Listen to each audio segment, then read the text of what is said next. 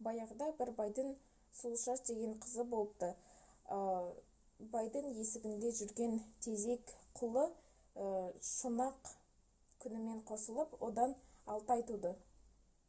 Ол ер жетіп, Сұлуаш екеуі бір-бірін сүйеді, бірақ бай қарсы болады. Байдың Қайсар деген досы Сұлушаш үшеуі елден қашады. Олар Қарқаралының маңайындағы Жирен Сақал деген жерді мекендейді. Сол жерде олар аң аулап, құс ұстап күндерін көреді. Алтай құс ұстап жүргенде қызға кездесті. Сол қызға бүркіт ұя салған екен.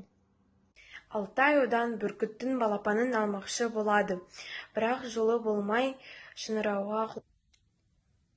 Сұлушаш тескен тасты сырнай тартып отырады. Біраздан соң артынан ырылдаған дауыс естіледі. Қараса, артында арыстан тұр екен.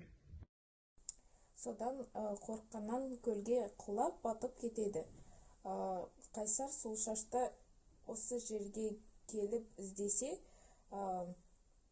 қыздың көйлегі, тақиясы көлдің бетінде жүзіп жүреді. Ол да сол көлге құлап өледі. Содан кейін бұл көл Шайтан көл атаныпты.